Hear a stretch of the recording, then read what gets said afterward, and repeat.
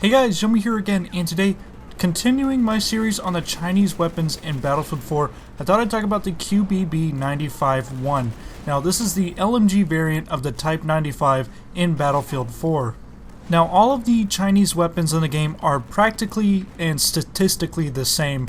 The only real difference with the QBB is it has a larger magazine. So, of course, this is an LMG. It has a little bit more recoil and is a little bit less effective in close quarters. And I also believe it has a slower fire rate than the other two automatic variants of the Type 95.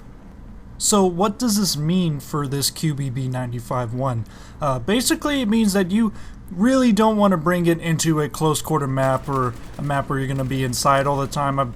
It's kind of ironic because the gameplay you're watching is Operation Locker, but I was going on the outside lane a lot, and this map does have a lot of long lanes, and so you really do get the benefits out of the gun. Every once in a while I was getting screwed over by the low fire rate, but it wasn't that big of an impedance on my gameplay.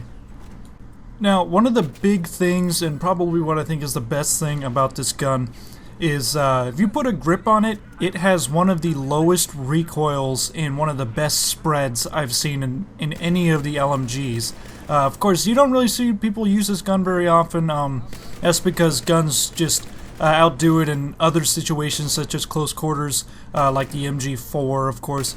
But in terms of long range, I think this is definitely one of the top LMGs in its class. It shoots really straight, it's really easy to kill guys at long range, and despite one problem being its really small magazine compared to other LMGs, it's only 81 rounds compared to 100 or 200.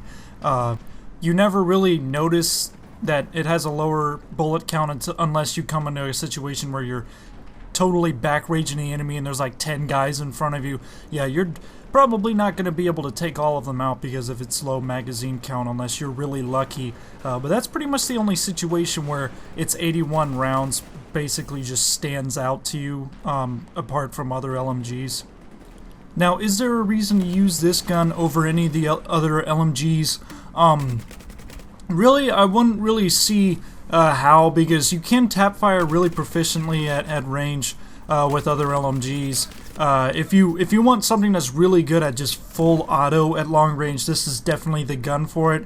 But seeing as people would like guns that are more versatile, particularly in close range where this gun really lacks, it might be better just to suffer the slightly worse recoil of other LMGs to get that benefit in close quarters over this one. So yeah, I would take something like the M240 Bravo or the PKP over it pretty much every time. Every once in a while I might use this over those other LMGs, but that would just be to freshen things up sometimes, or just to remember, oh yeah, this gun exists.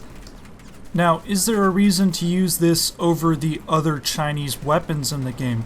I would think that basically the only reason you would use it is to get the benefit of that higher magazine count, because all of these Chinese weapons have pretty long reloads, so at least it wouldn't be so unbalanced if you get a gun with a longer clip, and also to be able to use the gadgets of the support class. I mean, of course, you could also use the Type 95-1, which is the carbine variant, and play as the support class, but then you don't get that magazine bonus. And in terms of long range, I think the QBZ, the assault rifle, or especially the QBU-88, the DMR, the Chinese DMR, would outdo it at long range. So that kind of knocks it out, and really, it comes down to personal preference between the three automatic Chinese weapons, because they're all really slightly above average. They're a slightly above average class of weapons, and use any of them pretty much interchangeably. Of course, you're limited to certain classes with the QBZ and the QBB, but really, in terms of effectiveness on the battlefield, they're pretty much the same, with only slight variations in specs and stats, but that's pretty much it. So, another average Chinese weapon down and 2 more to go. Now, I hope you guys are enjoying this series. I Pretty much enjoying making them, even though they are pretty average weapons. So if you guys like this, make sure you hit the like and subscribe button, and until next time, this is Yummy, goodbye, and good hunting.